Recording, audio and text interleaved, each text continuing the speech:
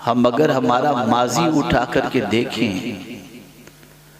तो हमें पता चलेगा कि हम ही लोग थे कि जब मस्जिद से बाहर निकलते थे तो गैर मुस्लिम पानी का गिलास लेकर के खड़े होते कि ये नमाजी अगर पानी पर दम कर देगा तो हमारे घर का मरीज शिफा पा जाएगा।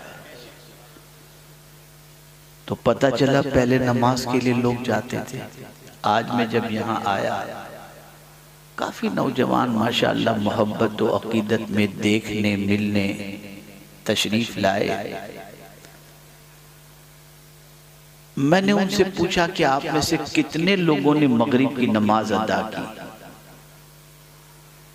तो इत्मीनान बख्श कोई जवाब न दे सका।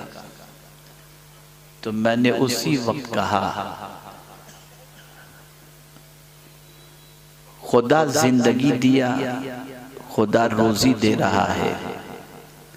जब तुम्हारे पास उसके लिए टाइम नहीं तो फिर मेरी मोहब्बत और मेरी मोहब्बत के दावे से क्या फायदा हो सके। असल वजह सबसे बड़ी यह है नमाज छोड़ने की कि हमने कोरोना की तकलीफ को तो जान लिया, हमने जो है मलेरिया और डेंगू की तकलीफ को तो जान लिया, लेकिन हमको ये नहीं मालूम कि नमाज छोड़ने की तकलीफ क्या है।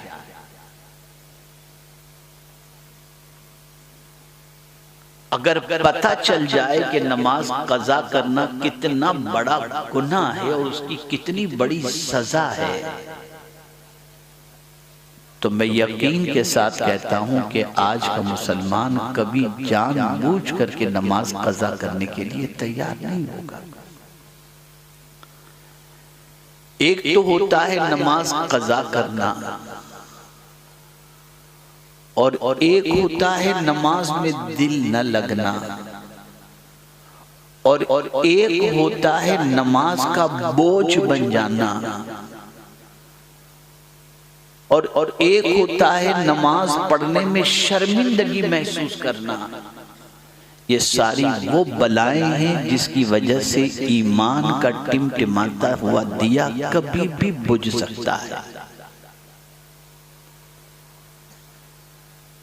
आप तारीख उठा करके देखें, जिस गौसे पाक रदियल्लाहु मौला तबारक व तआला अन्हु के नाम की अगर अभी नियाज का ऐलान कर जाए तो पूरा गांव नहीं कुर्ब जवार के सब लोग गौसे पाक की अकीदत में खाने के लिए आ जाएंगे कि उनकी नियाज खाकर हम अपनी आखिरत संवारने की कोशिश करेंगे। लेकिन वो गौसुस सकलैन रदियल्लाहु मौला तबारक व तआला अन्हु जो पीरों के भी पीर 40 साल तक उन्होंने इशा के वजू से फज्र की नमाज अदा फरमाई। ऐ रसूल आज़म सल्लल्लाहु तआला अलैहि वसल्लम के दीवानों,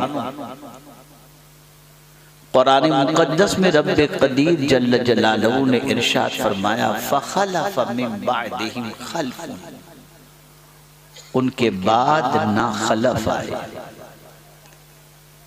तो चुप कराइए, एक मतलब दुरूद शरीफ पढ़ने।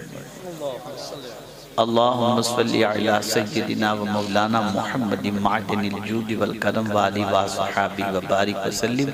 आज जब मैं यहाँ आ रहा था तो मैंने सोचा कि हमारे खुतबा चिल्ला चिल्ला के तकरीर क्यों करते हैं। तो थोड़ा सा गौर किया तो मेरी समझ में ये बात आई, पूरी कौम को चिल्लाने की आदत है तो आराम से कोई सुनने को तैयार ही नहीं है, इसलिए बेचारे चिल्लाते हैं ताकि शायद समझ जाए। देखिए वहां चिल्ला रहे, आवाज यहाँ आ रही, बगैर माइक के चिल्ला रहे और आवाज यहाँ आ रही। खैर, उनके बाद ना खलफ आए। किनके बाद? अंबिया के नाम अलैहिमुस्सलातु वस्सलाम के बाद, अल्लाह के बरगुज़ीदा बंदों के बाद। वो नाखलफ लोग क्या करते? उनकी दो चीजें बताई गई कुरान मुक़द्दस में। अंबिया सब नमाजी, सहाबा सब नमाजी, बल्कि हुजूर सल्लल्लाहु अलैहि वसल्लम इरशाद फरमाते हैं, मन तरका सलात मुतअम्मिदन फ़क़द कफ़र, जिसने जानबूझ करके एक वक्त की नमाज कज़ा की उसने कुफ्र किया। मेरी बहनें बच्चियां सब मौजूद हैं। मैं माजी करीब के एक अजीम शेख शहजादे आला हजरत सैयदी व सनदी सरकार हुज़ूर मुफ्ती आज़म हिंद अलैहि रहमत व रिज़वान के हवाले से बताऊं कि आपकी ज़ौजे मोहतरमा मखदूमा वो सिर्फ मर्दों से पर्दा नहीं करती थी गैर महरम से,